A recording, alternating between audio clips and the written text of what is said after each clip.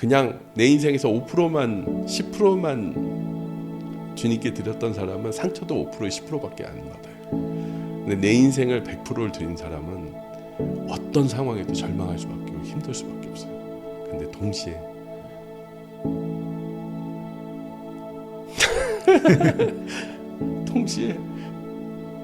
위로도 100%예요.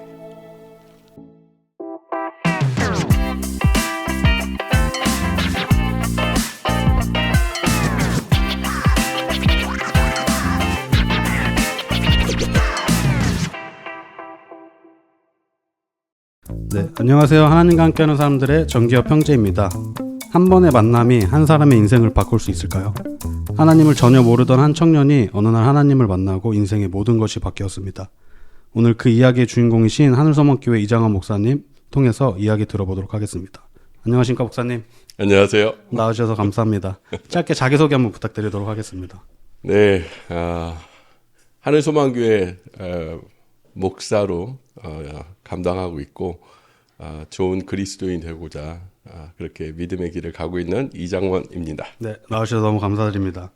사실 목사님이 내 간증을 설교나 이야기 때 이제 나눔 때 짧게 듣기는 했는데 정말 돌아봤을 때 좀 깊게 그 간증을 들어본 기억은 전 없는 것 같아요. 근데 청년들도 물어보니까 그런 것 같더라고요. 그래서 오늘 이 시간을 통해서 하나님께서 목사님의 삶 가운데 어떻게 일하셨는지 좀 들어보는 시간을 가지려고 하는데 그 전에 제가 청년들한테 목사님한테 물어보고 싶은 질문 있으면 보내달라 그랬어요. 많은 질문들을 줬는데 깊은 질문들은 후반부에 하도록 하고 가벼운 질문인데 사실 저도 이게 되게 궁금했던 질문이라 이 질문을 좀 먼저 하고 싶은데요. 목사님의 하루 루틴이 어떻게 되시는지 궁금하다는 질문이 있었어요. 근데 저도 이게 궁금했거든요. 그래서 목사님 하루 루틴을 한번 얘기해 주시면 또 사역이 없는 날은 뭐 하시는지 한번 이야기해 주시면 감사하겠습니다.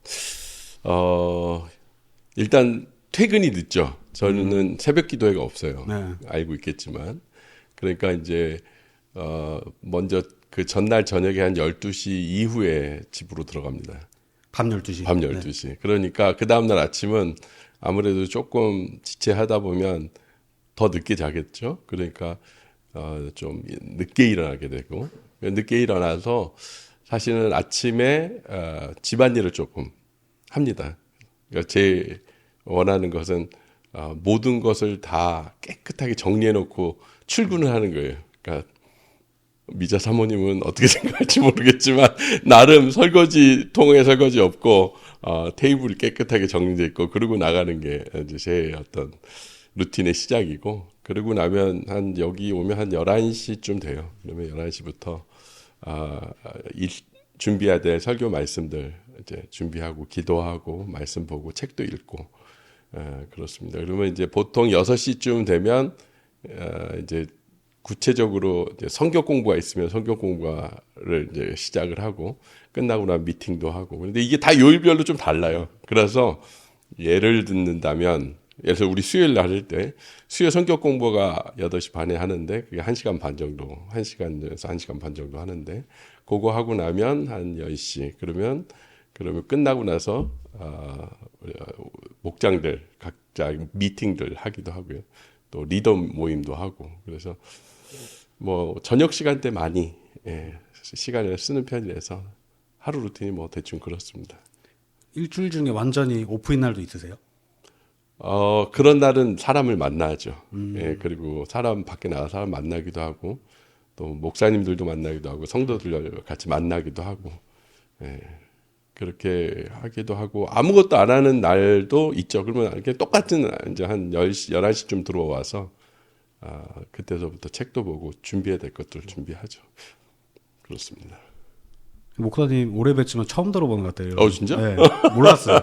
근데 저도 궁금했는데 또 누가 이렇게 물어봐줘서 기회돼서 물어보게 됐습니다. 그럼 이제 목사님의 삶의 이야기로 돌아와서 목사님은 좀 어린 시절에 어떤 환경에서 자라셨는지 한번 이야기해 주시면은. 저희 어렸을 때를 생각해 보면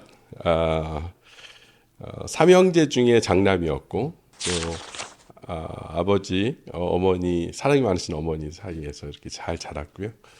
그리고 저의 지난 시간을 생각해 보니까 요즘 말하는 ADHD였던 것 같아요. 되게 산만하고 그리고 막 에너지가 넘치고. 그래서 어렸을 때 기억은 집 앞에 산이 있었는데 아침에 나가서 저녁까지 그 산에서 뛰어놀다가 왔던 기억이 나요. 그래서 어머니가 막 산에다 대고 밥 먹어라 그러면 그때 막 내려와서 밥 먹고 그 다음 날에는 아침에 또 산에 가서 놀 생각에 머리가 가득했던 그 어린 시절이 생각이 나고 그래서 그랬는지 저희 어렸을 때 시간은 막 너무 에너지가 넘치는 남자아이 그런 이미지가 있고요. 학업으로 봤을 때는 그다지 썩 좋은 성적을 내지는 못했던 것 같아요. 왜냐하면 아무래도 집중력이 막 산만하다 그러죠. 산만하고 그래서 공부하는데 되게 어려웠던 기억이 나요.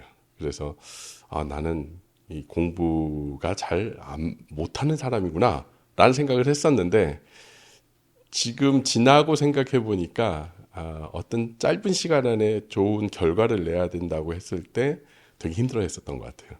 근데 시간을 많이 주면 충분히 그걸 감당할 수 있었던 것 같은데 한국 교육이란 게 그때 우리가 한 반에 70명씩 있었기 때문에 뭐 그럴 여유를 가질 수는 없었죠. 그래서 좀 힘들어했었죠. 그렇고 좀 책임감이 있었던 친구 같고 사람 좋아하고 친구 좋아하는 그런 어린 시절 보냈던 것 같습니다. 네.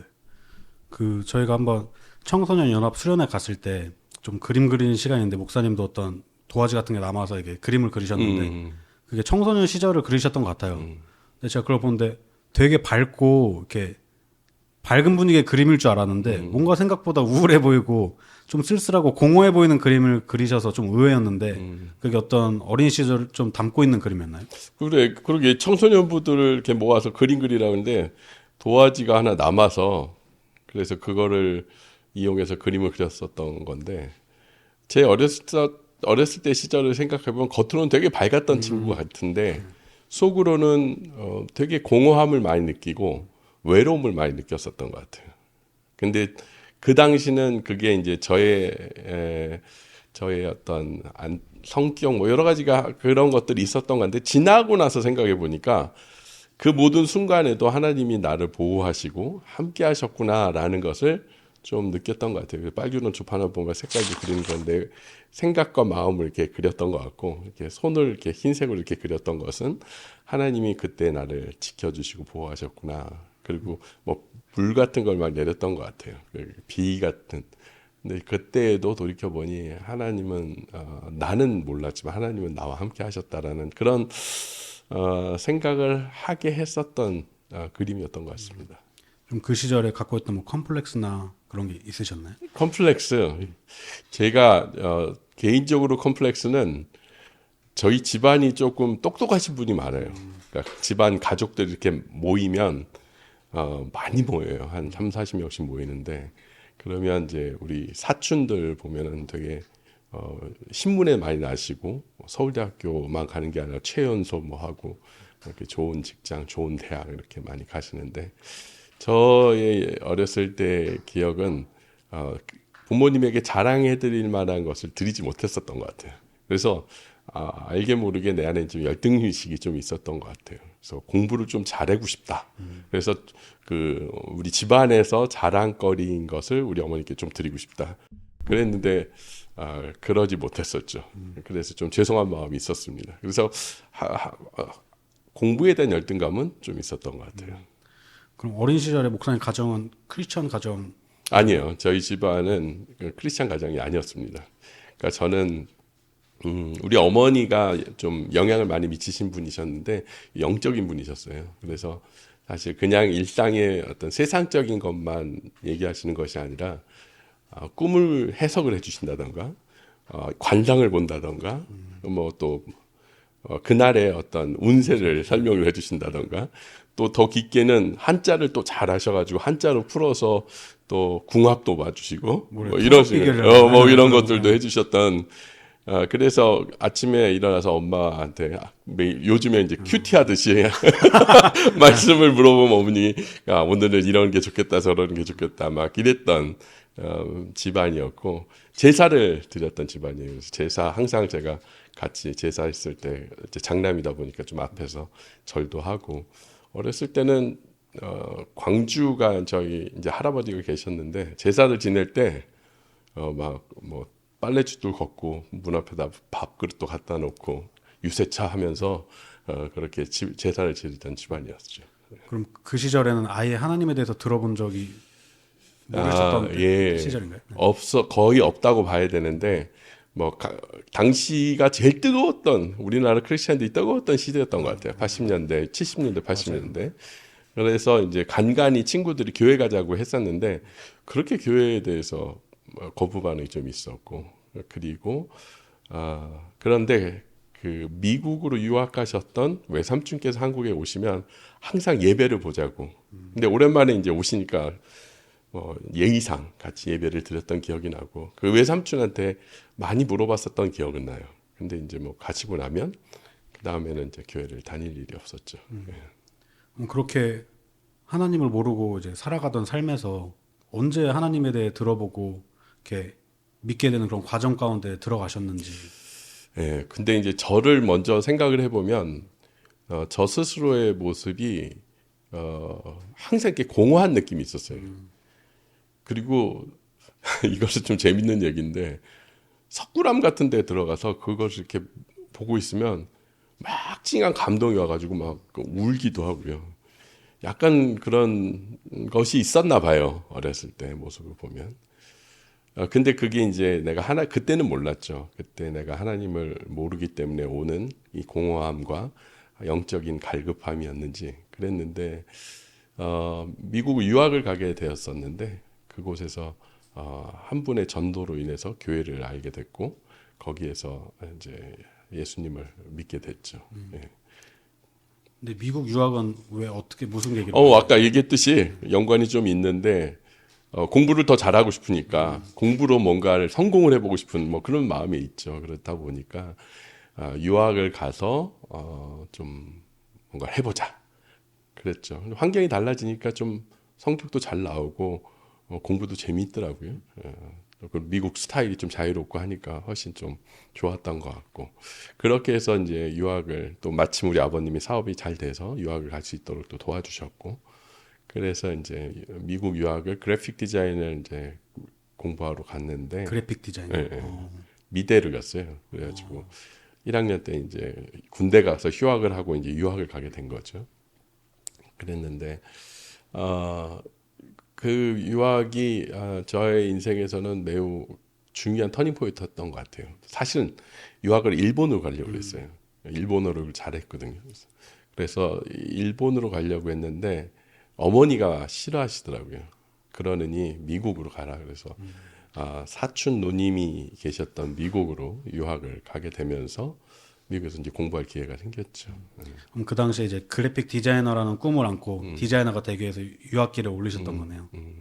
그러다가 이제 어떤 분의 도움을 통해서 교회에 발을 들이게 되시네요. 예, 맞아요. 그 얘기를 이어가야죠. 그래서 했는데 유학을 가서 공부를 잘 했어요. 성적도 잘 나오고 내가 원하는 것들을 해볼 수 있을 것 같더라고요. 그런데도 이것을 채우면 내 인생이 만족이 올 거라고 생각을 했는데 의외로 그렇지 않더라고요. 더 공허해지더라고요. 잘하면 그게 채워져야 되는데 잠시 채운 느낌을 받다가 확 이렇게 밑으로 소쿠리에서 물 빠지듯이 빠져버리는 것 같은 그런 느낌을 많이 받았어요. 도대체 왜 나는 이런가? 항상 그런 생각이 있었죠. 그런데 우연히 한 분을 만났는데 한 분이 자기 교회 가자고 뭐 얘기하더라고요. 근데 제가 교회를 원체 싫어했기 때문에 그분에게 막 싸댔어요. 참 못됐지. 그래가지고 교회에서 질문하기 어려울 만한 것만 골라가지고 그 형한테 막 소리를 지르면서 이러면 하나님 계시는 거 맞냐고 막 이랬던 기억이 나요. 그랬는데 그분을 보내고 났는데 너 참 못됐다라는 생각이 들더라고요. 그럴 필요까지는 없는데 그래가지고 전화해서 미안하다고 내가 그런 마음은 아닌데 형이 내가 질문했는데 대답을 못하니까 궁금한 건 있다. 혹시 다른 사람이 질문에 대한 대답을 해줄 수 있는 분이 있냐. 그래가지고 한 분을 소개를 받았어요. 그래가지고 그분을 만나게 돼서 이제 성격 공부도 하고 그렇게 됐죠. 예, 청년 질문 중에 하나인데 목사님이 이렇게 하나님을 믿기까지 옆에서 가장 도움을 주신 기억에 남는 분이 있다면 교회죠. 교회가 가장 큰 도움을 많이 줬죠. 그게 뭐 직접적으로도 있을 수 있고 간접적으로도 그럴 수 있었는데 교회가 주는 나 같은 사람을 예수님께 인도한다. 저는 거의 제로라고 생각을 했거든요. 근데 정말 우리 지금 얘기하면 이제 셀, 목장 이런 곳에서 저를 이렇게 초대를 해서 그때 유학생이니까 밥도 해주고 또 뭐 따뜻하게 맞아도 주고 무슨 일이 있으면 이렇게 챙겨도 주고 그랬던 걸 많이 하셨고요. 뭐 그런 것들 때문에도 그랬지만 그 교회 안에서 일어나는 많은 이야기들이 저를 많이 변화시켰던 것 같아요. 왜냐하면 세상에서는 들어볼 수 없는 이야기들이 막 이렇게 주거니 받거니 하면서 얘기를 하더라고요. 그 중에 이제 뭐 본인들이 허리를 아파 병원도 안 가지만 그 돈을 안 가는 돈을 모아가지고 더 어려운 사람을 돕는다던가 또 힘든 사람들이 있었는데 그런 사람들이 또 기도를 하는데 사람들과 이렇게 연결되면서 힘을 합쳐서 이렇게 돕는다던가 뭐 이런 얘기는 참 많이 들었고 그 중에서 세상에서 듣지 못한 얘기를 들었었던 게 있었는데 그 아기를 뱃속에 임신했는데 아이가 문외아였는데 그 아이를 낙태하지 않고 이제 끝까지 아이를 이제 하나님이 주신 생명이니까 하나님이 걷어가실 때까지 이거를 지키겠다. 그 얘기를 들었는데 전 미친 사람들이라고 생각했어요. 그때 정말 갈등이 있었어요. 이 조직에 있으면 안 되겠다. 당연히 애가 문외하고 와이프 병나면 어떡하려고 그러냐고. 당연히 낙태를 해야지. 뭐 이렇게 생각을 했었던 것 같아요. 근데 그분들을 이렇게 만났는데 쉽지 않더라는 거죠. 본인도 너무너무 힘들고 왜냐하면 이 아이를 뱃속에서 어떻게 될지 모르는 것 때문에 정말 자신들도 아이를 지우러 병원 문고리까지 가가지고 기도를 하는 문고리를 자꾸 열라고 하면 하나님이 나를 끝까지 믿어다오 라고 얘기하시는 그래서 그 문고리를 잡고 수없이 울면서 기도하고 집으로 돌아온 그런 이야기들을 좀 들었어요. 야, 이거는 정말 이건 도대체 뭐지? 뭐 이런 생각이 들었고 당시에 또 그 제가 있었던 지역에 이제 공부하시는 분들이 많았죠. 미국 버클리 지역에 있었는데 그곳에 박사하시고 똑똑하신 분들이 다 예수님을 너무 믿는 거예요. 그래가지고 아니 이렇게 똑똑한 사람들이 왜 여기서 교회를 이러고 다니고 있지? 이런 질문들이 항상 있었는 것 같아요. 근데 그분들의 확신들이 저로 하여금 아무것도 믿지 않으면서 뭔가 믿고 있는 듯한 그런 나의 부족함, 모자름 이걸 되게 돌아보게 했었던 것 같아요.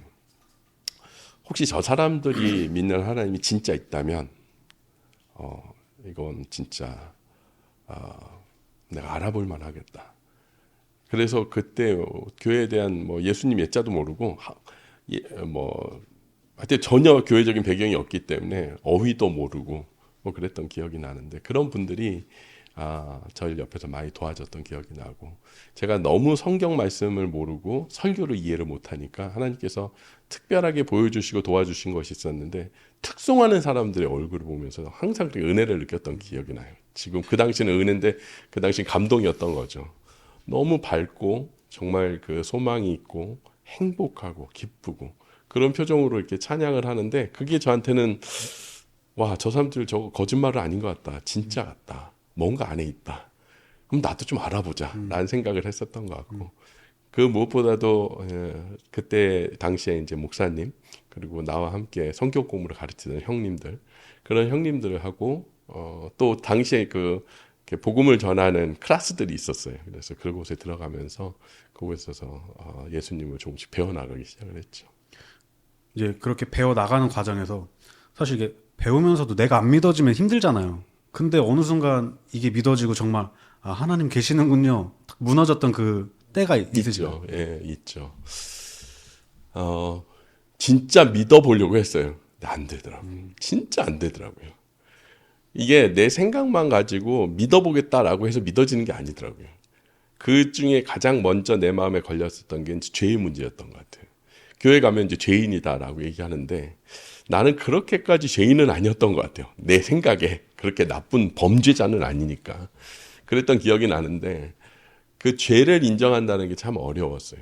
근데 하나님의 사랑이시다라는 것을 어렴풋이 사람들을 통해서 교회를 통해서 알게 되어져 가고 있었을 때였는데 당시 이제 한 분과 성경 공부를 하는 중이었는데 그런 질문을 하시더라고요. 장원 형제 사랑하는 사람 있냐? 그래서 네 있습니다. 누구냐? 우리 어머니입니다. 왜 어머니를 사랑하냐? 어머니가 나의 인생을 위해서 너무 많이 희생을 하셨고 사랑을 해주셨다. 그래서 우리 어머니가 가장 나에게는 그 사랑이십니다. 라고 얘기했더니 하나님도 그런 분이 있다. 하나님도 그런 분이 있는데 자신이 사랑하는 그 자신의 아들을 십자가에서 죽게끔 하셔야 되는 그 이야기를 쭉 해주시더라고요. 그래서 이거 뭐 항상 듣던 얘기네 라는 생각을 했었죠. 그런데 그 바로 옆에 그 아들처럼 사랑하는 한 사람이 더 있다. 근데 하나님의 선택은 뭐냐면 그 아들을 살리기 위해서 예수님을 십자가에 죽는 그것을 보고 그리고 그것을 볼 수밖에 없는 그 하나님의 마음을 아느냐. 그래서 아들을 십자가에 죽이시고 그 옆에 있는 그 사람을 살리셨는데 그게 바로 당신입니다. 이렇게 얘기하는 거예요. 근데 그때 이제 머릿속에 무슨 생각이 들었냐면 내가 우리 어머니를 너무 사랑하는데 십자가에서 달리게 해놓았는데 옆에 있는 누군가를 살리기 위해서 우리 어머니를 십자가에 죽게 내버려뒀다? 도대체 그러면 이 사람을 얼마나 사랑한다는 거냐라는 질문과 함께 그때 하나님께서 하나님의 은혜가 막 쏟아지더라고요. 그게 바로 너다. 내가 너를 그렇게 사랑한다. 내 아들을 죽이면서까지 난 너를 사랑한다. 라는 얘기를 해주시는데 그때 그게 저에게는 가장 큰 터닝 포인트였던 것 같아요. 그래서 그 순간 하나님이 사랑하신다는 게 무엇인지 깨달았어요. 자신의 아들을 죽이면서까지 사랑하시는 것이었구나.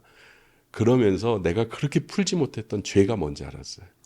그때는 범죄, 뭐 나쁜 죄 이런 것만 생각했는데 진짜 사랑하는 하나님의 그 가슴에 하나님을 믿어드리지 않고 하나님을 따르지 않고 듣지도 않고 거부하면서 살아왔던 내 인생이 그 사랑하는 사람에게 못질했던 그게 바로 나였구나라는 생각을 했어요. 그래서 제 생각에 하나님의 사랑도 큰 은혜였지만 그 사랑을 알았을 때 그 죄는 뭐 비교할 수 없는 세상의 어떤 죄보다도 가장 큰 죄를 지었던 그게 바로 저였다라고 이제 깨달아지고 그때서부터 삶이 완전히 180도 달라졌죠.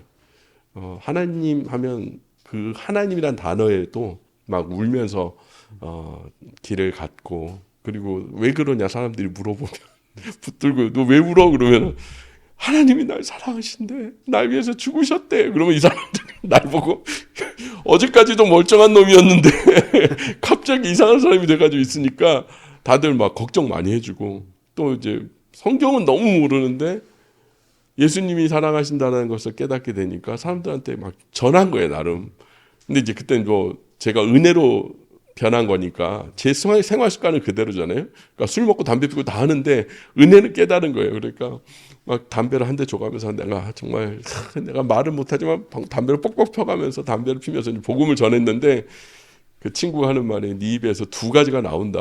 하나는 정말 냄새나는 담배와 예수님의 이야기가 나오는데 내가 정말 헷갈린다 막 이러는 거예요. 그래가지고 내가 이거 담배를 끊어야겠구나. 그래서 바로 그 자리에서 담배를 이제 꼭 끊고 복음을 전하는데 예수님만 전하는 입을 만들어야 되겠다. 뭐 이런 생각을 했었던 기억이 납니다.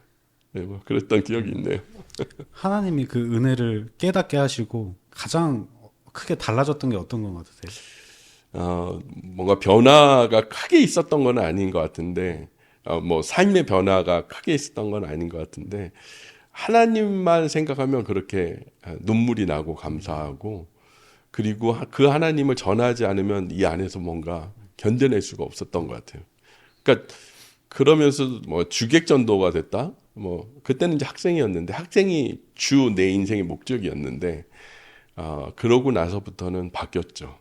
내가 복음을 전하는 사람이 내 주고 내 객은 학생이고 그래서 학생은 복음을 전하기 위한 좋은 도구가 됐다라고 생각을 했었던 것 같아요. 그래서 끊임없이 이렇게 사람들 만나면 복음을 전하고 그랬었던 기억이 납니다. 그래서 약간 이장원 피신령 같은 것도 좀 있었어요. 어떤 거? 이장원 피신령. 그래서 나타나면 피해라. 그래서 피해 다니고 그랬던 사람도 있고 제가 한번 붙잡고 얘기하면 막 1시간씩 뭐라고 얘기하는지 몰랐는데 그때 생각하면 아무것도 몰랐었는데 뭘 얘기했는지 모르겠는데 그렇게 붙들고 얘기를 많이 했었던 것 같아요. 예수님 믿어야 된다. 하나님 널 사랑하신다. 그랬던 기억이 나요. 제가 알기로는 목사님 그렇게 하나님 만나시고 원래는 그래픽 디자이너가 꿈이었는데 진로가 변경 되셨잖아요. 예.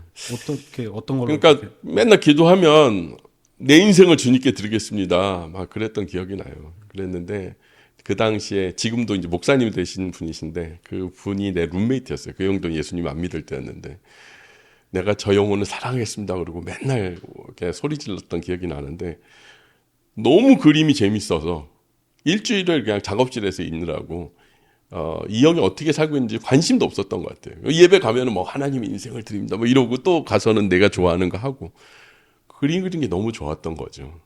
그런데 하루는 그 형이 나 죽었다 살아났어 그러더라고요. 그래서 왜? 그랬더니 감기가 너무 걸려가지고 죽었다 살아났다 그러더라고요. 근데 난 몰랐던 거예요. 근데 그 얘기가 하나님께서 저에게 해주신 말씀 같았어요. 내가 여전히 말로는 주님을 사랑한다고 하지만 그리고 한 영혼을 사랑하겠다고 했지만 나의 삶은 그렇게 전혀 변하지 않는구나. 그래서 되게 그 갈등과 고민이 많이 있었어요. 주님 앞에 회개하고 그렇다고 그 해야 될 것을 안 하는 것은 아니지만 좀 더 구체적으로 하나님께 무엇인가 드리고 싶다라는 마음이 있었죠. 그래서 그러고 있었던 차였는데 그 같은 셀 안에 한 형님이 계시는데 그 형님이 버클리 대학교에서 박사학위를 하시다 예수님을 믿어가지고 신학교로 가신 분이 있었어요. 그 형님이 이제 부부가 둘이서 교회에 나서 연극을 하면서 복음을 전했던 부부였는데 저보고 기도해달라고 하더라고요. 그래서 기도하면서 하나님 저 부부에게 같이 할 수 있는 좋은 사람들을 좀 붙여주세요 라고 기도했었던 것 같아요.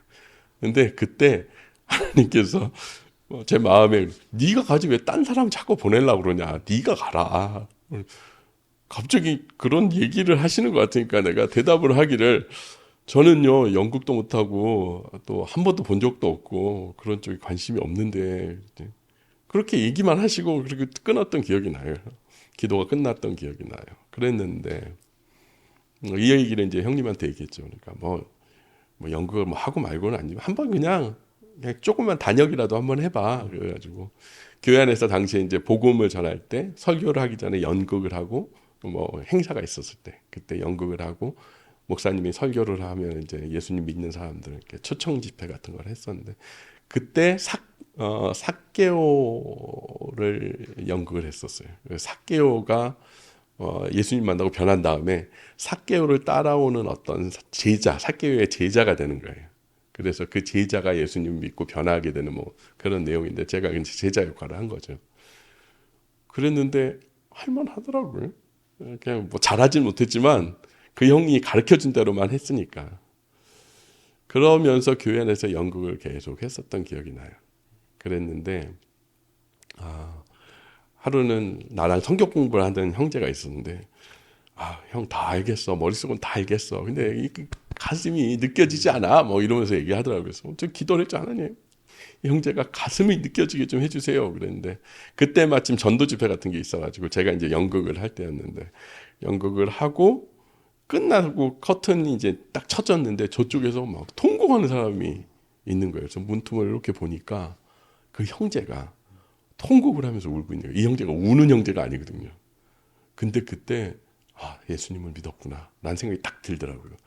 그러면서 하나님 기쁘시죠? 라고 했는데 하나님이 세상에서 알 수 없는 이 평안과 기쁨 이거를 저한테 막 쏟아주시더라고요.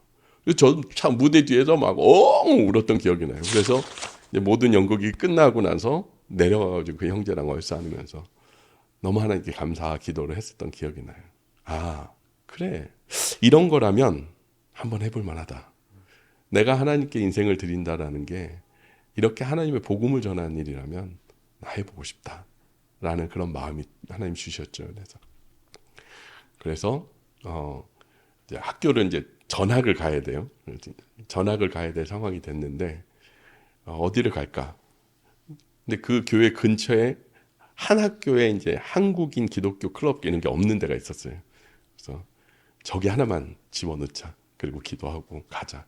그래서 뭐 연극과로 거길 집어넣고 그리고 한국인 기독교 모임을 할 수 있는 그 환경을 만들어 가지고 그곳에서 이제 공부도 하고 그다음에 한국인들 성격 공부 글도 만들고, 그다음에 영어로 연극도 하고 뭐 그랬던 기억인데 연극 하면서 되게 힘들었죠.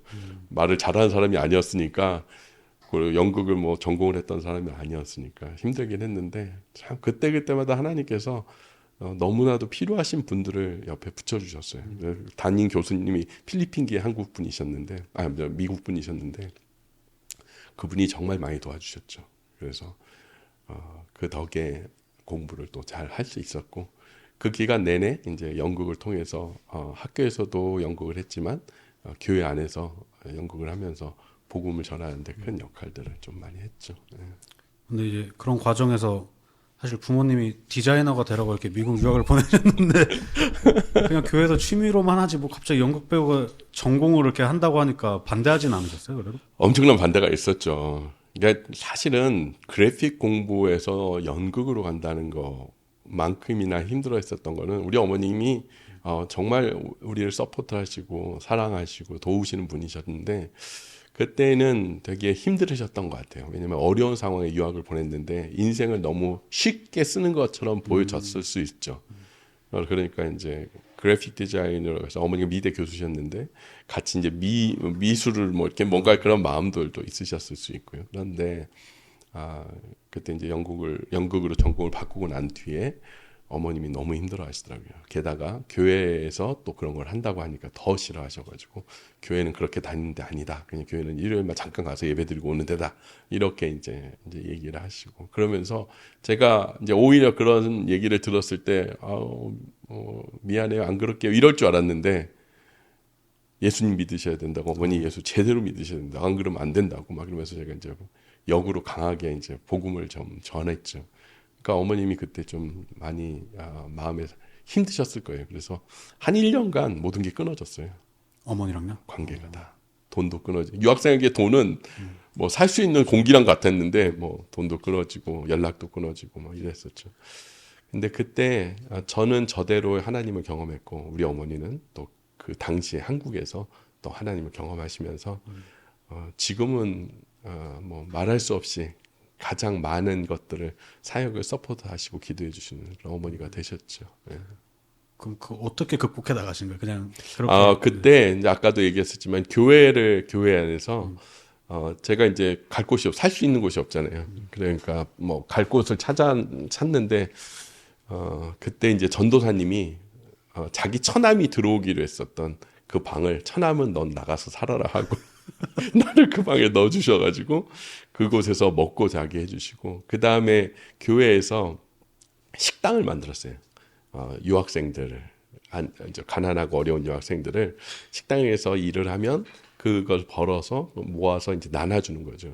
그 중에 이제 하나 어머님이 호텔 주방장이셨는데 그 일을 포기하시고 교회 주방장으로 헌신하시고, 또 큰 식당을 하시던 집사님이 그 모든 재정을 맡으셔가지고 그걸 다 하시고, 저는 이제 코스트코 가지고 캔 사다가 집어넣기도 하고 설거지도 하고 뭐 요리도 하고 뭐 이러면서 그때 이제 학비를 좀 모아서 벌기도 하고 그랬었죠. 그래서 교회에서 그 시간을 살아가게 해주셨죠. 믿음의 어떤 고난의 시간이라고 생각해 주셨기 때문에 교회에서 믿음을 포기하지 말고 끝까지 견뎌보자. 그래가지고 그렇게 교회 안에서 많이 서포트 해주신 덕분에 그곳에서 그 기간을 지냈고, 그 안에서 또 우리 미자 사모님도 만나고 우리 미자 사모님도 네. 어려운 상황이었기 때문에 그 옆에서 같이 아르바이트처럼 그 교회 식당에서 같이 일하면서 그때 이제 좀 더 가까워졌죠. 네. 그럼 좀 더 자세히 한번 설명해 주시면 어떻게 만나게 신 거예요? 그 알바 하시면서 사모님을 그 이제 뭐 그게 교회 주일날 예배가 끝나면 그때 한어부가 한 200~300명 됐고 영어부가 한 500명 됐어요. 그러니까 한 700~800명의 음식을 준비를 하는 거니까 꽤 큰 거죠. 그러니까 토요일 내내 준비하고 주일날은 이제 예배 딱 끝나자마자 나오면 이제 한어부 먹고 그 다음에 영어부 와서 밥 먹고 그거를 하는 거예요. 그러니까 설거지가 뭐 몇백 그릇이잖아요. 그러니까 꽤 스케일이 좀 컸었죠. 그래서 이제 설거지도 길죠. 근데 이제 옆에 이제 설거지가 미자 사모님 있으면 너무 행복한 거지. 그랬던 기억이 나고, 교회 안에서 또 미자 사모님이 조이랜드 선생님 하면 저도 이제 태권도 선생님도 하고 조이랜드 선생님 어떻게든지 옆에서 같이 그런 사심이 있었던 건 아니에요. 교회를 위해서 했지만 또 그가 가보니까 사모님이 있더라. 그래서 그곳에서 만나서 그렇게. 그때가 몇 살 정도 때였어요? 28? 28에서 7, 8 정도 됐던 것 같아요. 네. 그러다가 어떻게 이게 연인 관계로 발전되신 건지. 교회 안에 이제 청년들이 많은 교회였어요. 그래서 교회 안에서 서로 연결을 시켜주고 하려고 했었는데 제가 미자 사모님을 좋다라고 집사님들한테 얘기를 했어요. 그러니까 뭐 전도사님 사모님께 얘기했죠. 그랬더니 그래 이제 소개를 시켜주셨죠. 근데 당시에는 이제 관계를 맺다가도 좀 안 맞으면 깨질 수도 있잖아요. 근데 깨지면 이제 하나가 교회를 나간다던가 둘 다 나가버린다던가 그러니까 어떻게든지 연애의 시간들을 조금 주고 비공개로 나가 이제 확실해지고 결혼을 약속하게 되면 공개가 이루어지는 그래서 결혼을 하게 되는 건데 그때 이제 소개를 받아 이제 정식으로 소개를 받아서 만나서 이제 교제를 하고 그랬던. 요즘 문화랑 좀 다른 것 같아요. 그러니까 요즘은 내가 마음에 들면 그냥 개인적으로 연락해서 이렇게 만나는 시스템인데 그때는 그래도 어떻게 더 어른한테 물어보고 이렇게 소개시켜달라 좀 그런 시스템이었던. 저희 교회는 그렇게 그럴 수가 없었어요. 교회도 보면 당시 교회가 좀 이렇게 좀 카리스마가 있었어요. 그래서 형제들끼리만 앉고 자매들끼리만 앉고 형제자매가 앉아가지고 같이 얘기하고 있으면 좀 이상하게 보이고 막 이랬던 분위기가 좀 있었어요. 그래서 그런 것도 있고 또 당연히 교회 인생을 이 교회와 함께 하겠다라고 했는데 결혼은 더 가장 중요한 거니까 아무래도 교회 안에서 결혼하려고 형제자매들끼리 많이 이렇게 연결을 하고 또 그렇게 해서 많이 결혼식도 많이 했었죠. 이제 사실 결혼이라는 게 인생에서 엄청 큰 중요한 결정이잖아요. 네, 그리고 사모님을 보시고서 만나 보시니까 그래도 이 사람이랑 좀 결혼해야겠다 그런 어떤 확신을 느꼈던 그런 모습이 있으셨어요? 너무 이제 교회 안에서 봉사를 열심히 하시고 했고 또 이쁘잖아요. 내 눈에. 그래서 보고 저분이랑 결혼을 할 수 있으면 좋겠다라는 생각이 좀 들었던 것 같아요. 네, 그랬고 그러면서 이제 주변에 이제 사람들의 칭찬들도 많이 듣고 그랬었던. 근데 나중에 알고 보니까 하나님이 연결시켜 주신 것 같아요. 미자 사모님은 한국에서 신학교를 졸업하고 그래서 교회를 20살 때부터 섬겼어요. 반주도 해주고 어린이 클래스 만들어주고 그래서 20대부터 지금까지 조이랜드 그러니까 초등부를 사역을 계속 해왔는데 그 당시에도 이제 그런 걸 하고 있었고 그랬는데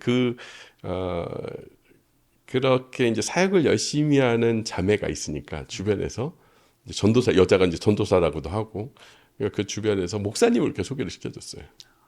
그런데 미자 사모는 목사랑 결혼하고 싶지는 않았나 봐요. 그래서 그러다가 우연히 기회가 돼서 미국으로 왔다가 목사 사모가 되기 싫어서 미국으로 왔죠. 그랬는데 동부로 갔다가 그리고 서부로 와서 저를 만났고 저는 이제 형제였고 제가 이제 호감을 느끼고 만나자 하고 이제 교제를 하기 시작했고 그러면서 하나님이 대단하신 게 억지로는 안 시키시더라고요. 그러니까 저는 형제였는데 형제에서 교회 열심히 하는 형제, 그다음에 교회 집사, 전도사, 목사가 된 거예요. 나중에 이제 보니까 나는 내가 목사 되고 싶어서 목사 된 줄 알았더니 하나님께서 우리 미자 사모님 사모시키시려고 나를 목사로 바꾸신 걸 아니까 라고 농담도 같이 하고 그랬습니다. 그런데 지금에서 생각해보면 사모 아니었으면 안 되었겠다라고 생각을 하는데 당시에 이제 처녀 총각 때는 그렇게까지는 느끼지 못했지만 되게 성실한 자매고 그리고 이쁜 자매고 리더들한테 칭찬 많이 받는 자매였다라는 건 알고 있었죠. 그렇게 결혼하시고 나서 어쨌든 가정을 꾸리셨잖아요. 근데 목사님은 연극을 하시겠다 전공을 하셨고 그럼 이제 뭔가 직업을 이제 구해서 뭔가를 하셔야 되는데 그래서 연극으로 어떤 걸 그래서 이제 미국에 있다가 1999년도에 IMF가 터졌어요. 98년 99년 IMF가 터져서 그때 사역하고 있었던 모든 한국 사람들이 다 한국으로 돌아왔어요. 당시에 1달러당 790원, 80원 뭐 이랬던 돈이 2,000원이 넘어갔거든요. 그러니까 뭐 견뎌낼 수가 없으니까 다 모든 수업을 멈추고 다 돌아갔고 저는 그래도 어쨌든 미국에서 그렇게 어쨌든 견뎌보고 있었으니까 그랬는데 안 되겠다. 아무도 없는데. 그래서 그때 같이 기도하면서 한국으로 선교를 가자. 드라마 사역을 하는 선교로 가자. 그래서 그 당시에 이제 같이 있었던 그 형님이랑 예수님의 공간, 예공이라는 이름으로 해서 한국으로 나왔어요. 그래서 세 가정이 같이 나와서 낙도 교도소, 뭐 또 미자리 교회, 청소년 수련관, 뭐 이런 데를 막 돌아다니면서 복음을 전했었죠. 이렇게 한 2년을 그때는 이제 풀타임을 했는데 그때 첫 월급이 30만 원인가 그랬는데 그때 하민이가 이제 뱃속에 있다가 배에 안고 한국에 들어왔는데 기저귀 분유사니까 이제 떨어지죠. 그랬던 기억이 나고 그런데도요 너무 행복했어요. 네, 복음을 원 없이 전할 수 있다. 그리고 내가 또 하나님께서 시키신 일들을 이렇게 모든 사람들과 함께 이렇게 그래서 스타렉스 한 대 싣고 뭐 12명이 타고 짐 위에다 싣고 박스에다 달고 막 그렇게 같이 다녔고 대학로 공연도 하고 뭐 그랬었던 기억이 나죠. 근데 생계는 좀 어려웠죠. 그때 이제 부모님이 좀 도와주셨고 그 다음에는 그러다가 여러 가지 이유 때문에 그 극단이 이제 정리를 해야 되는 상황이 됐었죠. 네, 그래서 그때가 그 하나님 주신 어떤 사역의 마지막이 되어졌던 기억이 나네요. 그래도 처음 한국 들어오셔서 그렇게 사역지가 주어지기 힘든데 되게 많은 사역지가 또 이렇게 주어졌던 것 같아요. 그게 저희 교회가 한국에서는 좀 유명한 교회였어요. 셀 교회를 처음 했던 교회여가지고 그래서 그 셀 교회의 어떤 모임이 있었는데 그 모이고 있는 교회들을 이제 찾아가면서 이렇게 했고 그분들이 서포트를 또 해주시고 그랬었죠. 근데 저도 이제 아빠가 되다 보니까 그러니까 한 달에 30만 원 벌어서 기저귀 분유값 하고 나면 막 이제 없는데 되게 두렵거나 그러진 않으셨어요? 그래도 그 시간이? 예, 뭐 걱정은 됐지만 그렇다고 해서 영원히 그렇게 될 거라고 생각하지는 않았고요. 뭐 우리 어머니가 걱정하시던 대로 연극하는 사람들은 아무래도 뭐 돈을 버는 사람은 아니었고 돈을 목적으로 사는 건 아니었기 때문에 그런 걱정은 좀 덜 들었던 것 같은데 이제 그래서 미자 사모님이 수고를 많이 했죠. 그 당시에 개인 레슨을 엄청 했어요. 그래서 교회에서 미자 사모님을 이제 선생님으로 자기 자녀들을 그래서 그때 거의 미자 사모님이 다 벌었던 것 같아요. 그래서 저는 이제 연극하고 아이들 돌보고 좀 집사람이 나가서 레슨하고 그랬던 기억이 나죠. 그렇게 어떻게 보면 선교하기 위해서 정말 왔는데 사역이 중단됐잖아요. 그러니까 뭔가 오히려 더 연극이 더 잘 되고 더 커지고 팀이 커지고 이렇게 돼야 뭔가 하나님이 쓰시는구나라는 막 생각이 있으실 텐데 그렇게 오히려 사역이 중단되고 나서 되게 낙담하거나 좀 실망하시진 않으셨어요? 뭐 어려운 상황이 생겼어요. 뭐 여기서 얘기하기는 어렵지만 어쨌든 그 일을 계속 할 수 없는 그런 상황이 되어졌고 그래서 이제 리더 했던 형님은 이제 대학 교수로 이제 가시고 또 같이 왔었던 형제는 이제 이 일을 그만두기로 하고 이제 저만 남았죠. 그래서 이게 진행되기가 좀 어렵겠다. 혼자서는 할 수 없는 건데라는 생각이 들었고, 근데 그때 이제 하나님께서 수양회를 했었는데 그 수양회를 통해서 하나님께서 또 새로운 길을 내시더라고요. 그때 이제 한국에 교회를 미국에서 계시던 목사님이 한국에 개척을 하시러 오게 된 거예요. 그래서 그 개척 교회를 이제 섬기기로 결정을 하고 지금 뭐 우리 기업 형제처럼 목사님하고 새벽 기도에 가면 저 둘밖에 없는 그런 상황이었고 교회에서 뭐 짐 날릴 거 있으면 제가 다 나르고 막 그렇게 이제 지냈고 그렇게 살았는데 목사님이 이제 물어보시더라고요.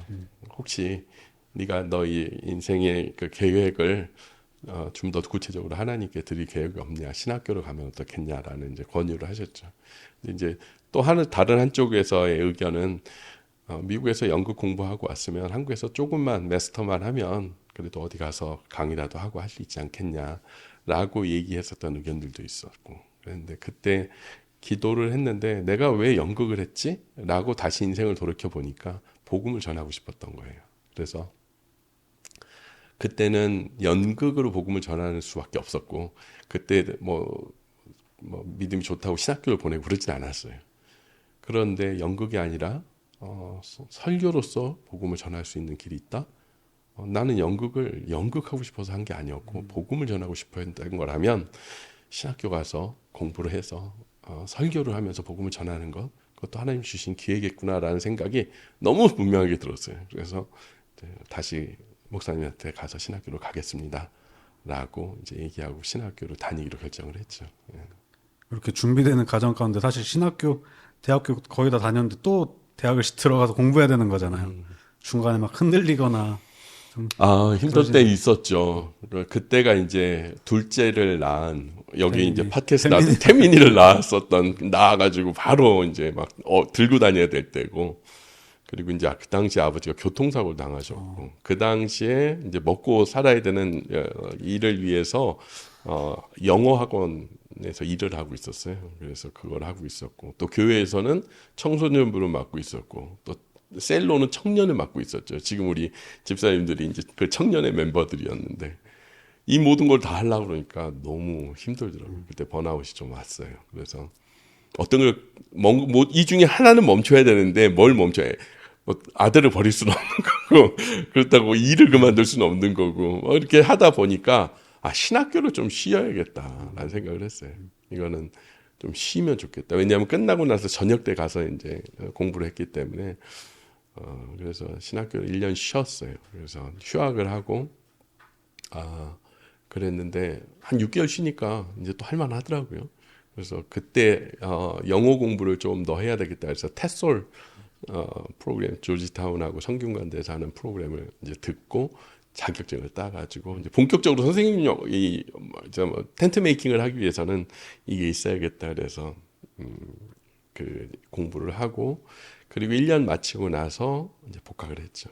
예, 보통 이제 대학원이 3년 과정인데 그래서 4년 반 해가지고 졸업을 했죠. 예. 그렇게 공부하시면서 또 교회에선 전도사로 계속 그때 이제 그때부터 전도사가 됐고, 집사를 하다가 이제 전도사가 됐죠. 그래서 그 사명을 가지고 청소년부를 맡아서 오래 했죠. 예. 저도 지금 청소년부를 맡아서 오래 하고 있는데 어떠셨어요? 지금 돌아봤을 때 그 사역하셨던 때가? 저 너무 재밌었어요. 너무 재밌었어요. 왜냐하면 전 어렸을 때 교회를 안 다녔잖아요. 그러니까 청소년부 교회는 어떻게 해야 되는지 사실 전혀 아이디어가 없어요. 그런데 내가 즐겁고 싶고 내가 행복하고 싶고 그렇게 하고 싶어서 아이들하고 같이 많이 놀러도 다니고 또 재밌는 추억을 많이 쌓았던 것 같아요. 그래서 뭐 저 역량이 부족하기도 하니까 교회 집사님들 한 분야에 유명하신 분들이 되니까 이렇게 모셔가지고 세미나도 하고 뭐 아이들 방학 때마다 데리고 나가서 수양회도 하고 뭐 그랬던 기억이 납니다. 지금 제가 약간 목사님이 그때와 좀 비슷한 때인데, 그러니까 아기도 있잖아요. 근데 이제 궁금한 게, 그렇게 사역을 하고 막 밖에 나가고 하면 결국에 사모님은 아기를 보고 계셔야 되잖아요. 좀 그런 부분에서 그래도 갈등이나 막 워낙 사모님 사역이 전투적인 분이시긴 하지만 사모님이 대단한 거는 지금도 그렇지만 한 번도 언제와 어디 있어 뭐 이런 전화를 걸어본 적이 없어요. 그러니까 내가 100% 뭔가를 하나님을 위해서 하고 있다는 것을 믿고 있고, 두 번째는 본인이 맡아야 될 것은 이제 자녀를 돌본다던가 어떤, 또 본인이 그것만 하는 건 아니에요. 또 다른 일 사역도 많이 해요. 그런데 어쨌든 청소년부를 하고 신학교를 하고 힘들 때에도 자기 일 맡아서 끝까지 나의 어려움을 이렇게 전가를 시키거나 이게 뭐라고 투정을 하거나 이런 적이 별로 없어요. 그러니까 그런 거 생각해 보면 너무너무 고맙죠. 지나고 나서 이렇게 이런 서포트가 없었으면 어렵죠. 불가능합니다. 네, 그래서 이 시간들을 그때는 되게 힘들긴 했어요. 근데 재밌었기 때문에 지나갈 수 있었던 것 같아요. 네. 그렇게 전도사님으로 사역을 하시다가 이제 개척을 하시게 된 거잖아요. 그 좀 어떻게 개척하게 된 하나님의 좀 어떤 부르심과 뜻이 있으셨는지. 예, 그 이제 전에 있던 교회에서 오래 섬겼죠. 예, 그러니까 13년 정도를 13년. 예, 그러니까 청년 때부터 시작해서 이제 전도사까지 하고. 근데 교회 안에 여러 가지 이제 일이 있어서 사임을 할 수밖에 없는 그런 상황이 됐고, 사임에서 이제 나왔는데 뭐 개척을 할 생각은 없었고 그냥 어려움이 있어서 나가는 게 맞는 것 같아서 이제 사임을 했는데, 그러다 보니까 이제 집에서 예배를 좀 드리게 됐고, 그런데 이제 연락이 오기 시작을 했죠. 그런데 책임져 줄 수 없는 상황이니까 계속 이제 기도를 하고 있다가 미자 사모님이랑 같이 그 애양원이라고 손양원 목사님 그 교회 교회하고 뭐라 그러죠? 거기 기도원 같은 그런 곳이 있었어요. 거기를 좀 가서 기도를 좀 해보자. 우리 앞에 인생을 또 하나님께 어떻게 해서 하나님이 쓰실지 기도해보자. 그래서 뭐 몇 가지 카드를 들고 갔죠. 그래서 전도사였지만 또 그냥 좋은 집사가 돼서 교회를 섬길 수도 있고, 또 어느 교회로 부임할 수도 있고, 또 대전이 처가댁에 이제 신학교가 대전에 있으니까 대전 신학교를 갈 수도 있고, 또 우리의 모교회가 미국에 있으니까 미국에 가서 또 그때 이제 아브라함 전사님 있는 곳에 가서 또 같이 있으면 어떨까라는 생각도 했고, 몇 가지 이제 카드를 가지고 갔죠. 그 안에서 꺼내지 않아야 할 것이 이제 개척이었죠.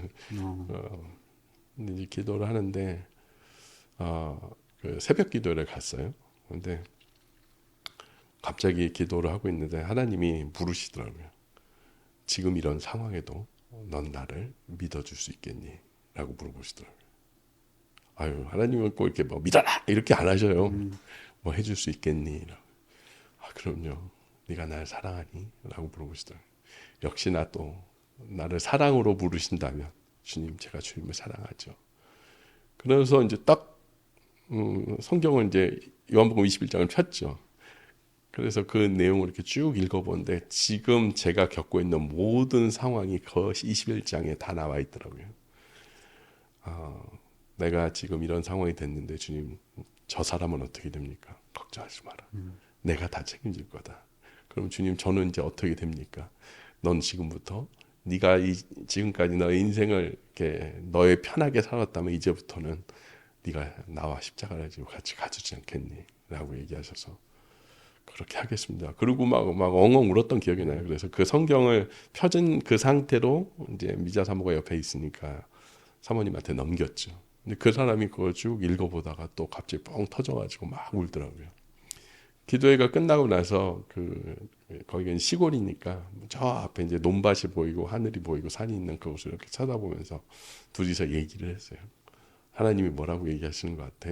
그래서 잘 모르겠지만 하나님께서 인도하실 거라고, 그걸 분명히 약속해 주시는 것 같다고. 어떻게 하실까 그랬더니 기다려보자고. 그래서 이제 우리가 결정하자고 기다렸는데 그때서부터 주변의 사람들이 연락이 오기 시작하더라고요. 내 양을 먹이라라고 했는데 하나님 저 양 없는데요 그랬더니 곧 내 양을 너에게 보낼 거라고. 그때부터 연락이 계속 와서 그때서부터 이제 교회 이제 우리 알고 있는 그 교회 형제 자매님들이 이제 오기 시작을 했죠. 그래서 집에서 예배 드리다가 안 되겠다. 그래서 조병 집사님 집이 좀 50평대 좀 컸거든요. 거기서 예배 드리다가 이것도 안 되겠다. 그래서 이제 야탑동에 이 교회 자리를 찾게 된 거죠. 그렇게 개척을 하게 되었습니다.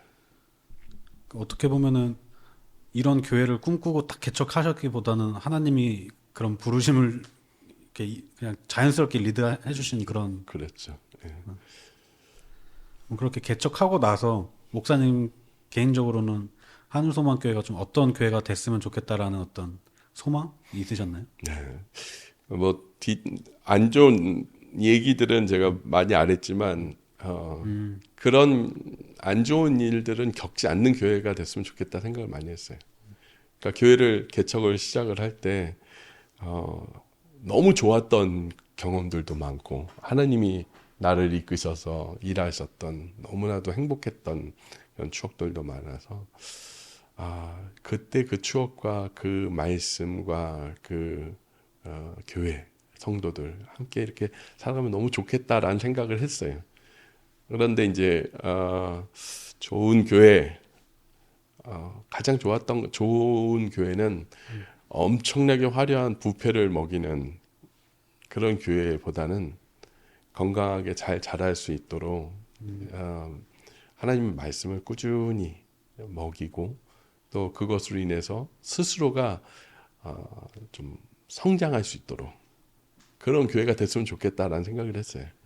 왜냐하면 주변에서 어려운 일만 터지면 이렇게 넘어지는 분들을 너무 많이 봐서 그걸 보면서 왜 그럴까 고민을 많이 했고 정말 뿌리 깊은 곳에서부터 예수 그리스도께서 그 인생의 주인이 되주시지 않으면 이 모든 다른 환경인데 이 환경 속에서 어떻게 살아남을 수 있을까?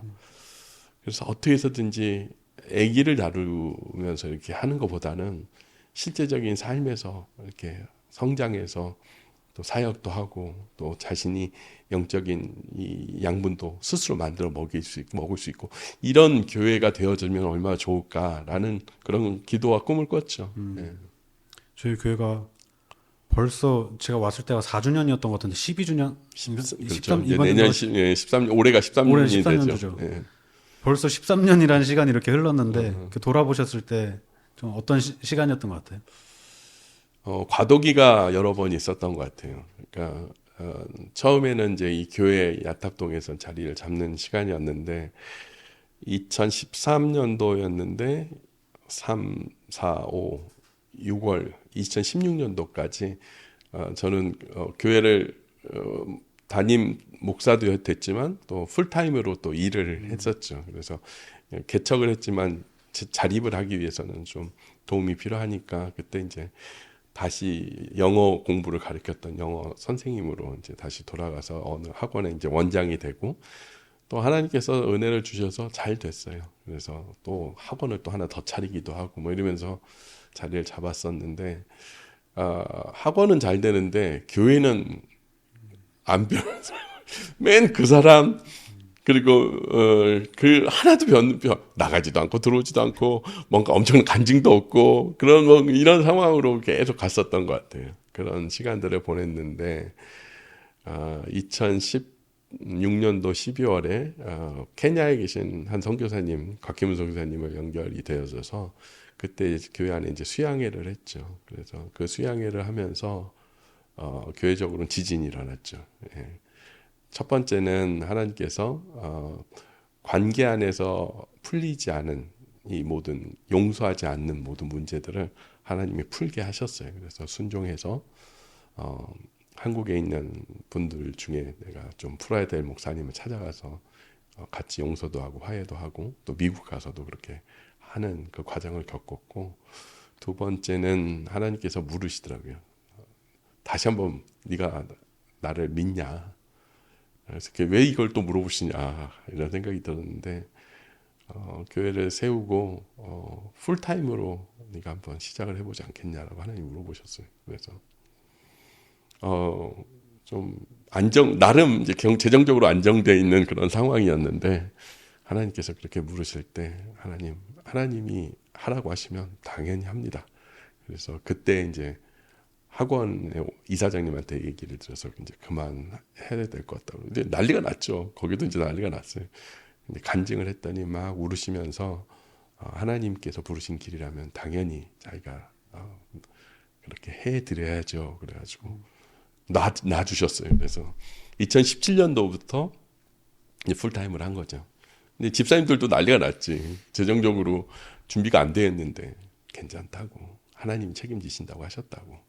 그러니까 괜찮으니까 편하게 생각하시라고. 근데 그 사이에서도 우리 집사님들이 십시일반 해가지고 조금씩 도와주시면서 생활할 수 있도록 도와주셨고. 그래서 2017년도에는 뭐 교회가 재정이 뭐 이렇게 준비가 되어 있지 않았지만 그러나 또 17년도부터 하나님께서 그 순종에 응답하시면서 1월부터 시작해서 4월까지 정말 한 명도 오지 않고 나가지도 않는 그런 교회에 한 명씩 오기 시작하는 거예요. 매주 신기할 정도로. 그래서 야 어떻게 하나님 너무 오래 기다리셨구나. 이제 그 안에는 이제 기업이도 있었을 때 형우도 있었고 우리가 알만한 모든 청년들부터 시작해서 많은 형제 자매들이 많이 하나님 보내주셨죠. 그래서 그때서부터 교회가 하나님께서 다시 이렇게 시작하시는 그런 첫 번째 터닝 포인트가 있었던 것 같아요.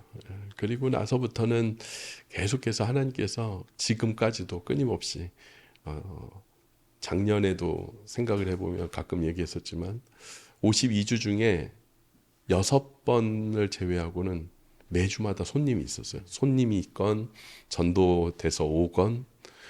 저는 이게 좀 당연하다고 생각했는데 그게 아니더라고요. 다른 곳의 얘기를 들어보니까 하나님께서 지금까지도 신실하게 하나님의 교회를 마음껏 사용하고 계신다라는 생각이 들어서 그것도 좀 감사드리죠. 성도가 엄청 많이 늘었잖아요. 그래서 목사님 그렇죠. 방에 가면은 그 성도들 위해서 기도해야 될 그 포스트잇들이 제가 붙은 걸 봤었거든요. 그래서 성도들 보시면서 좀 어떤 마음이시고 또 어떤 기도들을 하시는지 얘기하시면.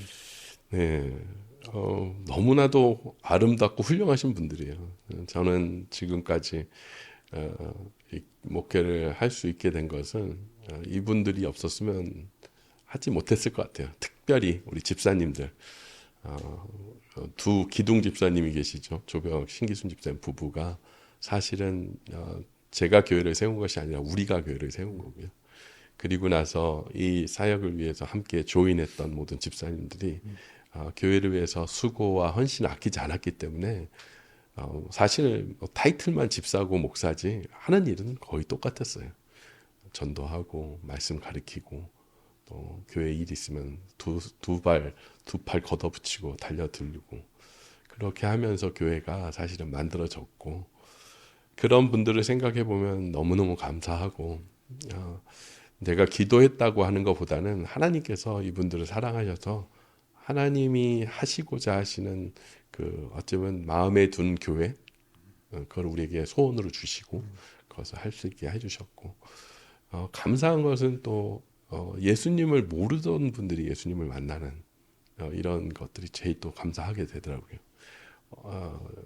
교회를 안 다녔는데 예수님을 한 번도 복음을 들어보지 못했는데 우리 교회 와서 예수님 믿으시는 분들 그리고 그런 분들이 침례를 받으시고 그리고 그 침례를 받으시면서 정말 예수님께 인생을 이렇게 드려지는 이야기들을 간증으로 들을 때 하나님 정말 기쁘시겠구나. 그리고 나도 너무 기쁘다 이런 생각을 했고 그 다음에는 우리 청년들이 에이스들이 많이 왔죠. 그래서 어디에 가도 정말 하나님을 믿고 사랑하고 신앙생활하는데 부족함이 없는 그런 형제들이었는데 이들이 어떻게 우리 교회로 이렇게 쫙 모이기 시작하더라고요. 어떤 의도도 없었고 어떤 뭐 교제가 그런 목적을 가지고 한 것도 아니었는데 어느 날 뒤돌아보니까 다 와 있더라고요. 예. 그래서 우리 교회 같은 그 수많은 교회 중에 우리 교회에 와 있을까 막 이런 생각도 많이 하고 그랬는데 그것 또한도 하나님께서 또 사용하시려고 하시는 하나님의 뜻이 있어서 그래서 그런 것들을 좀 기도를 하면서 더 이제 간절히 기도하는 것은 목사 혼자서 교회를 할 수는 없어요. 목사는 그냥 역할이 설교를 하고 또 여러 가지 행정적인 일을 하고 하는 거지만 사역이나 하나님이 주신 소원을 이루어가는 것은 각각이 가지고 있는 하나님을 향한 사랑과 어떤 소명 이런 것들로 하는 거거든요. 그것들을 난 펼쳐주고 싶다. 누가 뭘 하고 싶다 그러면 그것을 할 수 있도록 기도해주고 그것을 할 수 있는 길을 만들어주고 또 옆에서 후원도 해주고 응원도 해주고 그래서 그렇게 가면 우리 교회에 있는 우리 형제 자매님들이 하나님이 주시는 그 마음을 마음껏 펼치지 않을까라는 생각을 하고 있죠. 그래서 그 대표적인 게 이제 우리 에제르 사역이 또 우리 조옥경 집사님 여기서 또 얘기하셨지만 에제르 사역을 하실 때 그때 너무 하나님께 감사했죠. 그런 열정을 가지고 교회가 옆에서 같이 할 수 있다면 또 뭐 지금 이 하암사도 그런 것이겠고 또 직장 안에서 직장 예배를 드리는 것도 그렇고 선교단체에 후원을 하는 것도 그렇고 또 장학 사업을 하는 것도 그렇고 이 모든 한 가지 한 가지 모두가 다 하나님께서 주신 사명이거든요. 그것을 목사로서 또 교회로서 어떻게든지 옆에서 좀 돕고 그래서 하나님께서 이걸 통해서 그 인생을 변화시키고 또 주변에 있는 사람을 변화시키고 그리고 그것을 통해서 후에 이 도움을 받는 사람들은 더 큰 변화를 일으킬 수 있으니까요. 그래서 그런 것들을 마음껏 하나님이 하실 수 있게 기도하고 있고 그런 분들이 있다면 언제든지 옆에서 같이 돕고 싶다. 그러면서 같이 기도하고 있죠. 지금 돌아보면 정말 저희 교회가 그렇게 목사님 말씀 듣고 보니까 그런 교회가 된 것 같아요. 그렇게 흘러가고 있는 교회. 맞아요. 목사님이 목회를 하시면서 그러니까 목사님들 언제 가장 기쁘신지, 그러니까 목사님 개인적으로 어떤 게 가장 기쁘세요? 제가 제일 기쁜 것은 여지없이 예수 그리스도를 자신의 구주와 주인으로 모시는 분들을 옆에서 이렇게 지켜볼 때, 그때가 제일 기쁘고 그 사람들 중에서도 이런 분들이 예수님을 만날 수 있을까? 뭐 이런 생각이 드는 분들이 있어요. 진짜 이런 분들이 예수님을 만나면 하나님 살아계신 거다. 아니 물론 내가 하나님 살아계신 거 믿죠. 그러나 정말 하나님이 내 앞에서 일을 하시는구나라는 것을 경험하게 될 때. 근데 그게 성경 공부를 통해서 예수님을 믿게 됐을 때. 역시 성경 하나님의 말씀은 이게 그냥 성경의 글이 아니구나. 이건 하나님의 호흡이고 하나님께서 우리의 영혼을 깨워내시고 그래서 이 말씀으로 예수님을 믿게 되는 과정들 그런 것을 겪게 되는 것을 옆에서 지켜볼 때 제일 행복한 것 같아요. 그 행복보다 더 행복한 건 없는 것 같아요. 정리하면 목사님과 같은 그 청년 때의 그런 하나님을 만나는 영혼들이 늘어나는 거 목사님에게 가장 큰 기쁨이지. 맞아요. 그럼 반대로 목회하면서 가장 인간적으로 힘들 때는 언제예요? 힘들 때 그렇게 힘들 때는 없었던 것 같아요. 엄청나게 힘들고 뭐 재정적으로 어려워서 힘들고 또 그렇게 심각하게 어떤 위기를 느낄 정도의 힘든 시간은 없었는데 제일 안타까운 건 또 비슷한 게 예수 그리스도를 믿지만 그리고 한 교회에 있지만 마음이 다르다라는 것을 발견할 때 시간이 오래 가도 여전히 자신의 생각 안에서 전혀 변하지 않고 예수 그리스도를 그냥 교회를 다니는 그래서 의견이 절대 이렇게 변화되지 않고 이렇게 서로 이렇게 맞아지지 않을 때 그래서 내 마음에 너무 다르다라는 생각이 들 때 그때 좀 힘들더라고요. 그럴 때 또 한도 기도하게 되죠. 그게 이제 낙담이 되긴 하지만 그렇지만 그럼에도 불구하고 하나님께서 그 시간들을 하나님께서 또 일하시기 위해서 또 끊임없이 하나님의 말씀으로 가르치고 양분으로 주고 열매를 맺을 수 있는 그런 사람이 되어지길 바라는 거. 그래서 모두가 너무나도 익숙한 그리스도인, 변화 없어도 괜찮은 그리스도인보다는 정말 하나님을 뜨겁게 사랑해서 하나님밖에는 할 말이 없고 하나님밖에는 내가 의지할 곳이 없어서 또 스스로 그 길을 걸어가시는 분들이 있게 되기를 이렇게 간절히 기도하죠. 그 외에는 뭐 특별히 이렇게 낙담되고 이렇게 되게 긍정적인 것 같아. 내가 생각해도 나는 막 절망하고 막 그렇게 안식년을 갖지 않으면 내가 견뎌내지 못할 정도로 그렇게 목회를 하진 않았던 것 같아요. 하나님 그때마다 기도하시면 답을 주시고 또 풀어갈 수 있는 길을 열어주시고 또 고민이 되지만 고민 가운데 하나님이 또 말씀해 주시면 그걸로 위로를 삼고 그렇게 하면서 잘 지금까지 갔던 것 같습니다. 그래서 이 질문이 사실 청년이 준 질문인데 그러니까 목사님이라는 자리는 어떻게 보면 리더의 자리잖아요. 항상 낙담한 사람들을 위로해주고 또 말씀을 전해주고 근데 반대로 목사님이 그렇게 낙담될 때 그런 것들을 좀 목사님은 사실 위에 리더가 교회 안에서는 없잖아요. 잘 누가 이렇게 또 그럴 때는 또 사람을 의지하고 싶진 않으신지 그럴 때는 어떻게 하시는지 또 그런 질문을 주더라고요. 첫 번째 나에게 어떤 목회 길을 가면서 나에게 큰 힘을 주셨던 분들은 선교사님들이세요. 선교사님들이 그 걸어가시는 길을 옆에서 이렇게 보게 해주신 건 하나님의 은혜죠. 왜냐하면 목회를 하다 보면 이게 뭐랄까 익숙해져서 그리고 새로운 변화를 못 느껴서 이렇게 권태기를 느끼시고 이러실 수도 있잖아요. 그럴 때 저희 교회를 살리기도 했었지만 저를 살리신 거는 선교 사역이었어요. 그래서 저희가 초창기부터 선교 사역을 했지만 그 선교가 뭐 선교지에다 돈을 보내고 기도하는 정도가 아니라 사실은 꽤 깊이 들어가서 선교사님이 하시는 사역을 직접 보고 그곳에서 같이 참여하고 도울 수 있는 것을 그때그때마다 도울 수 있게 하고 그걸 옆에서 이렇게 지켜보면서 그런 생각이 드는 거죠. 아직 멀었구나. 겸손하게 하나님 만드시는 것 같아요. 하나님 뜻대로 순종하며 살아가는 삶은 아직 멀었구나. 좀 더. 그리고 약간 시샘도 나고 질투도 나는 게 나는 내가 하나님을 제일 사랑한다고 생각하는데 선교사님 보니까 약간 나보다 더 사랑하는 것 같고 막 이런 마음에 이게 긴장을 풀어서는 안 되는구나 뭐 이런 생각이 들고 그래서 뭐 세부에 있는 우리 박상규 선교사님이라든지 또 케냐에 있는 곽기문 선교사님이라든지 고성에 있는 이제 서보영 목사님이라든지 이렇게 사실 어려운 상황 속에서도 믿음으로 끝까지 지켜내시는 분들을 옆에서 지켜보면서 그럴 여유를 갖지 않았던 것 같아요. 직접적으로 나의 어려움과 힘든 일이 있어서 그 문제를 같이 다루지는 않지만 그건 하나님께 하는 거죠.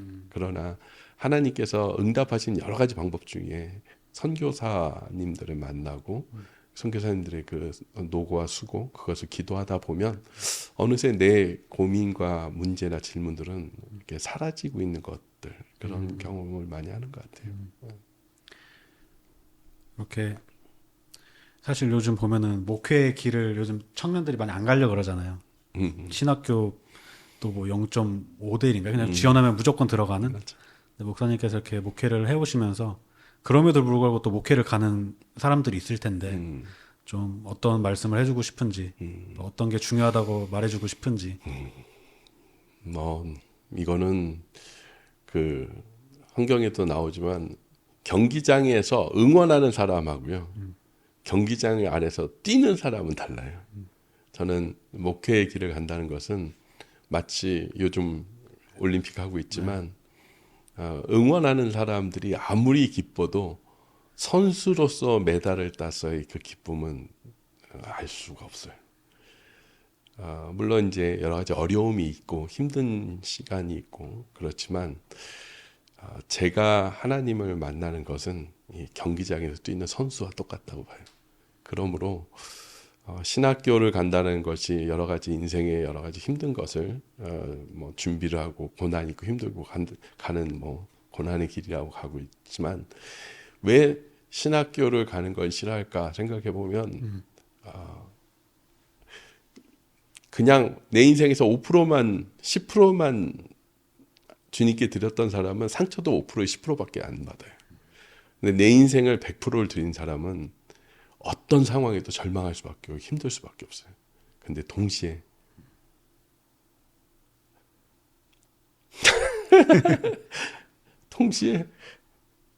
위로도 100%예요.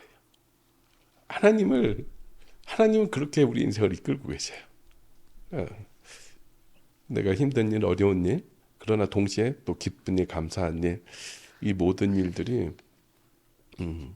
이렇게 하나님을 만나고 경험하는 그게 우리가 목회자가 가는 길이 아닌가 싶습니다. 뭐 그때그때마다 어떻게 이 힘든 일들을 다 뭐 해결할 수 있는 방법이 뭡니까? 보장받고 그렇게는 가지는 못하는 것 같아요. 그러나 분명한 것은 이 땅에서 그 누구보다도 하나님을 더 사랑하게 되고 하나님을 위해서 예수 그리스도께서 가셨던 그 길을 가장 가까이서 갈 수 있는 너무나도 축복된 길이다 라는 생각이 들어서 그렇습니다. 너무 위로가 될 것 같아요. 되게 그렇게 하시면서 되게 목사님 지금도 제가 1세대 어떻게 보면 하늘소망교회 청년 그런 느낌인데 그렇죠. 지금도 또 아직도 청년을 섬기고 계신데 청년에 대한 마음이 되게 어떻게 보면 좀 특별하신 것 같아요. 그래서 그런 질문이 있더라고요. 이렇게 청년에 대한 마음이 크신데 막 애들이랑 하는데 지치지 않으시는지 어떻게 보면 아들 뻘뻘 이제 돼가는데 물론 차이가 있어서 내가 갭을 느끼는 건 아니에요. 나는 오히려 우리 청년들이 나에게서 갭을 느끼는 게 걱정이 되지. 나는 우리 청년들을 보면서 내가 힘들다 이런 건 없는 것 같고요. 일단 미자 사모님이 우리 청년을 너무 사랑해요. 그래서 청년들을 생각하는 그 마음은 저보다 몇 배 더 크고 그래서 이 두 사람이 같은 호흡으로 이 길을 가다 보니까 좀 덜 번아웃이나 그 번아웃까지는 단어도 써본 적은 없는 것 같아요. 그냥 너무 좋은 것 같아요. 그래서 청년들하고 같이 지내는 것이 너무 행복하고 그리고 지금 이 시기에 이 청년의 때에 만날 수 있는 하나님이 있거든요. 이것을 꼭 만나고 경험하면 좋겠다. 또 이 시기에 교회가 해줄 수 있는 게 한계가 있어요. 이제 이 시기가 지나면 진짜 인생에서 변화무쌍한 일들이 막 확 생기잖아요. 이제 결혼하게 되고 애 낳고 그렇게 되면 이제 양가를 섬기게 되고 또 그렇게 되면 직장을 다니고 책임 있는 자리 들어가고 그 다음부터는 사실 이 시기에 겪을 수 있는 것보다는 이제 밖에서 일을 소용돌이처럼 이렇게 해 나가야 될 게 너무 많아요.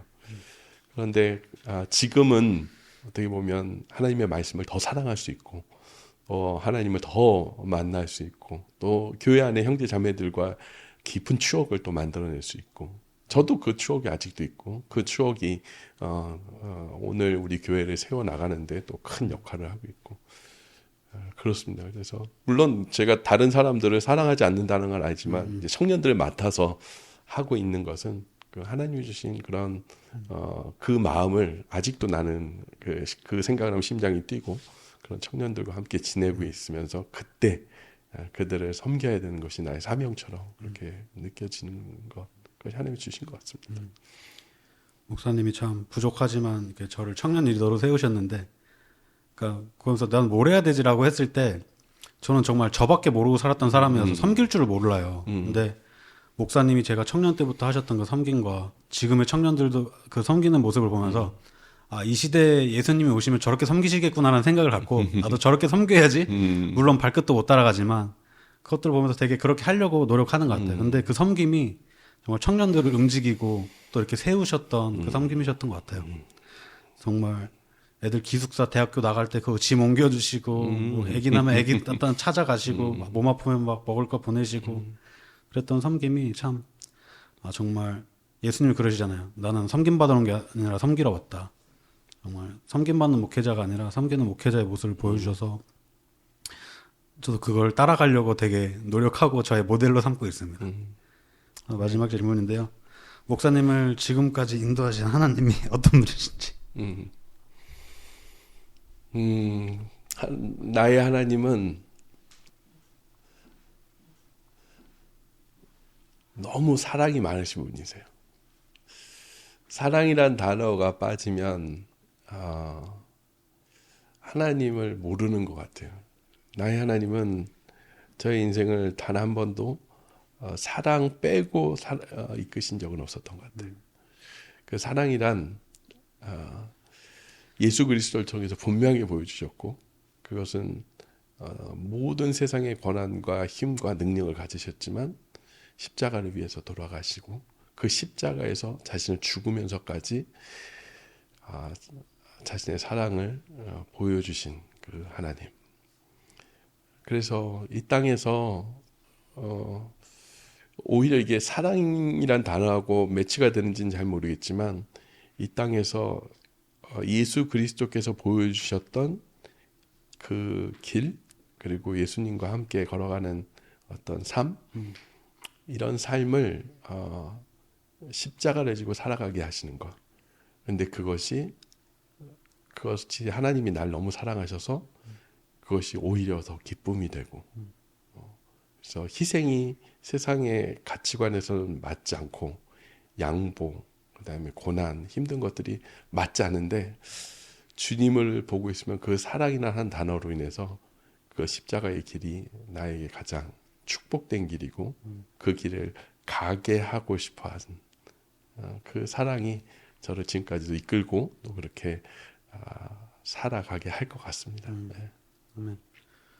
오늘 목사님의 간증을 들으면서 느낀 건데 한 번도 약간 이런 생계에 대한 고민 그것 때문에 되게 흔들리고 그러셨던 것보다는 그냥 진짜 하나님의 목사님을 너무 사랑하시고 목사님의 하나님을 너무 사랑해서 그냥 걸어간 그 이야기밖에 없는 것 같은 거예요. 저는 계속 머릿속에 애가 둘인데 그때 막 생계 어떡하고 막 그 생각밖에 안 드는데 목사님은 그게 첫 번째가 아니라 하나님과 목사님 관계가 되게 첫 번째였던 것 같습니다. 맞습니다. 그래서 겉으로 보기엔 되게 너무 부족해 보이고 물질적으로 그런 삶인데 목사님은 그것보다는 그냥 진짜 하나님이 사랑으로 또 그 길을 행복하게 걸어가게 해주신 삶을 보여주신 것 같아요. 그래서 오늘 이렇게 나와주셔서 목사님의 삶에 하나님이 어떻게 일하셨는지를 너무 들려줘서 감사하고 또 간증 가운데 하나님이 어떤 분인지 너무 드러났던 시간이었던 것 같습니다. 그래서 한번 이렇게 나오셨는데 좀 소감이 어떠신지. 글쎄 내가 이걸 나오는 게 맞나라는 생각이 들기도 하고 그런데 우리 기업 형제가 내 소원을 이뤄준 거거든요. 제가 24년도에 첫 번째 꿈이 우리 집사님들의 간증들을 너무 귀한데 이거를 어떻게 좀 전해주면 좋겠다. 그런데 간증을 세워서 그 들을 수 있는 시간이 없잖아요. 그런데 우리 기업 형제가 이거를 이제 찍기 시작한다고 그랬을 때 내가 너무 반가웠고 나는 할 수 없는데 기업 형제가 이걸 한다고 해서 너무 고마웠어요. 그래서 근데 자꾸 미루고 싶었는데 기도 가운데 결정했다고 딱 얘기하니까 그러면 해야죠. 그러면서 이렇게 자리에 나왔습니다. 얘기하면서 또 나도 너무 감사했던 것 같아요. 지금 인생을 다시 한번 되돌아보는 시간들이 되니까 하나님께서 너무나도 하신 일이 너무 많은데 지금 머릿속에서 막 정리하면서 빼내는 힘들하고 좀 힘들었던 것 같아요. 그럼에도 불구하고 여전히 기업 형제가 얘기했던 것처럼 나의 하나님은 오늘 이 자리까지 이끄시고 또 그래서 하나님의 살아계심을 우리에게 보이셨고 나에게 보이셨고 또 우리에게 보이셔서 하신 일들을 다시 돌아보게 할 수 있어서 오늘 또 이 시간이 너무 크게 감사한 시간이 되었던 것 같습니다. 네. 이렇게 너무 나와주셔서 감사하고요. 이 질문을 빼먹었네요. 목사님 가장 좋아하시는 찬양 있으세요? 찬양 있죠. 요즘 제가 헌신 찬양 우리 교회 헌신 찬양하고 마지막 찬양인데 마지막 찬양을 고르는 걸 되게 힘들어해요. 왜냐하면 그 가사하고 그 분위기와 이게 좀 맞아야지 마지막에 확 끝나니까 그렇게 예배를 끝내고 싶어서 마지막 찬양을 참 중요하게 생각하는데 그거 내가 주를 만난 거 후회하지 않는다. 그 찬양 가사가 뭐죠? 내가 주를 섬기는 거 후회가 없습니다. 네, 그 찬양 참 너무 좋습니다. 알겠습니다. 너무 나와주셔서 감사하고 마지막은 목사님이 기도해 주실 수 있을까요? 네, 기도하겠습니다. 참으로 좋으신 하나님 주님 감사합니다. 오늘 또 저희들에게 이 하함사를 통해서 우리 인생 가운데 일하시고 역사하셨던 것들 돌아보게 하신 것 주님의 은혜입니다. 주님 저희들 주님께서 사랑하셔서 저희 인생 깊숙한 곳부터 또 저희 모든 전반의 것을 이끌어 가시는데 주님 그렇게 하나님이 함께 하시는 사람들 그 사람들과 이 땅에서 믿음을 가지고 끝까지 승리하며 걸어갈 수 있도록 인도하셨고 오늘 우리 하함사를 준비하고 있는 우리 기업 형제님 모두 또 주님께서 기억하셔서 정말 이 하함사를 통해서 많은 사람들이 예수 그리스도의 은혜와 사랑을 경험할 수 있도록 인도하여 주시옵소서. 주님께 감사드리며 예수 그리스도의 이름으로 기도드렸습니다. 네. 아멘.